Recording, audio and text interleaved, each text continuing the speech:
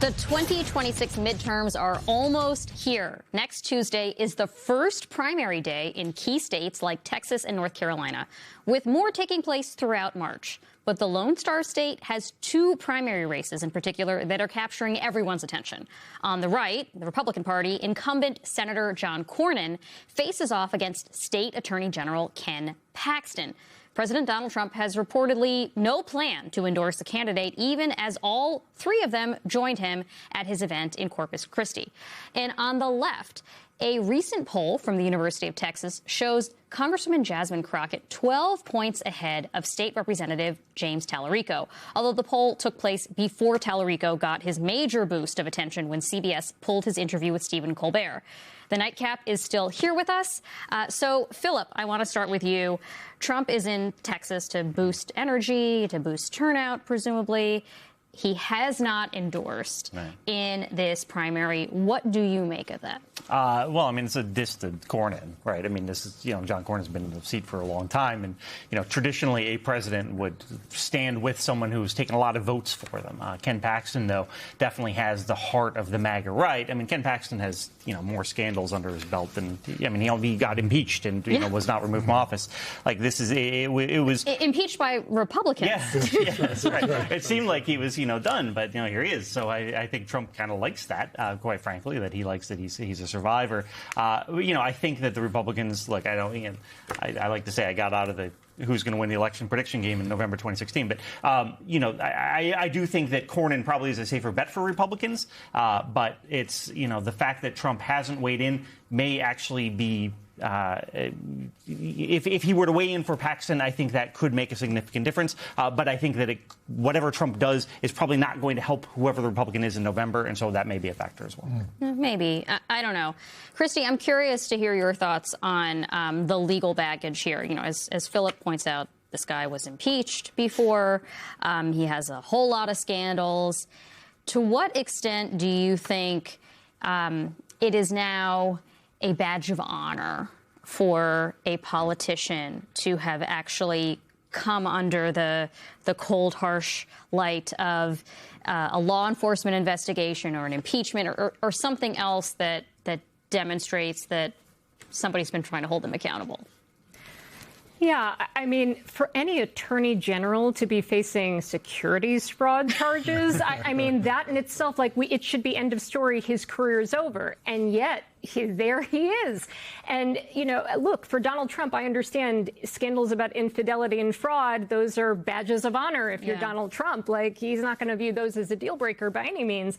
And, Paxton was extremely loyal after the 2020 election, taking up the bidding for Donald Trump, really in taking on a lot of these other state AGs to say that this is a stolen election.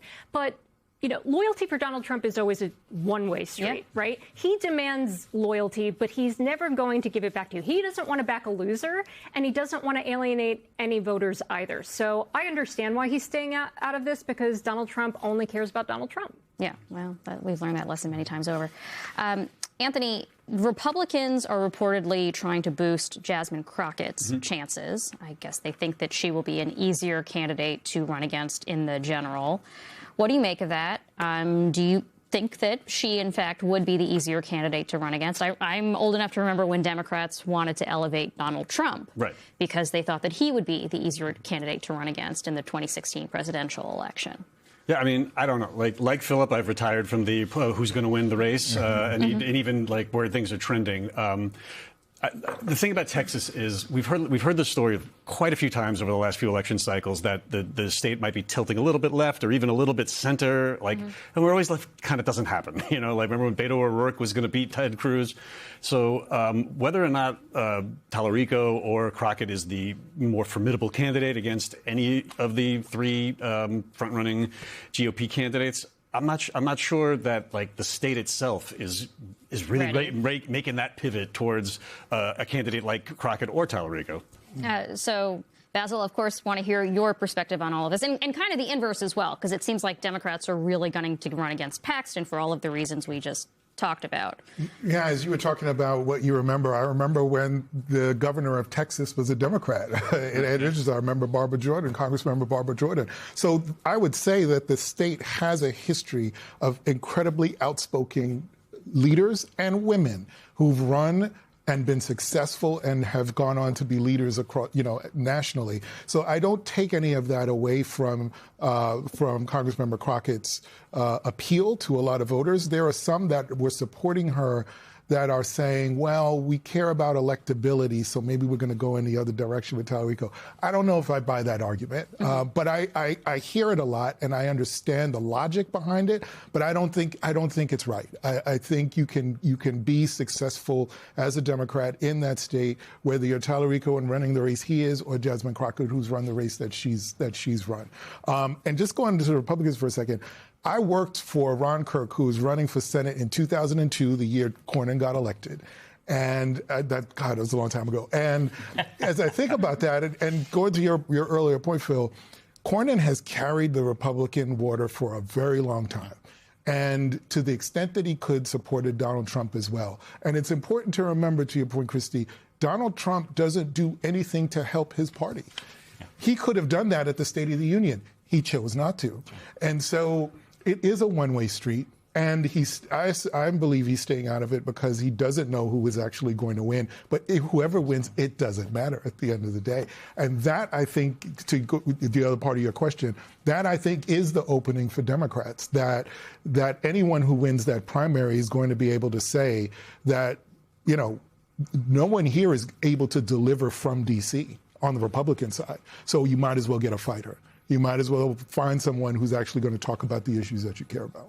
Well, to that point, Philip, I'm curious if you see any lessons from the races thus far in Texas for what messages or issues for that, or policies, actual policies, Democrats should be focusing on going into the midterms. Well, I think we'll probably have a better sense of that after Tuesday and then after a lot of these midterms. I mean, I think it's important to remember that the context for this conversation is that the Democrats have been on a massive obliteration streak in special elections. Special elections, very different than a primary in the state of Texas, where a lot of people are going to turn out and vote. But the Democrats, I think it's like record high turnout in the Democratic primary. Yes. But the Democrats are way overperforming. This is shaping up to be a very good year for Democrats, even without Donald Trump planning to put his finger on the scale. And so that also changes these dynamics of who's more electable and so on and so forth, because we're talking about a very different situation here. So all of that said, I mean, look, I think that we're going to start getting some indications of what this looks like when we see the results.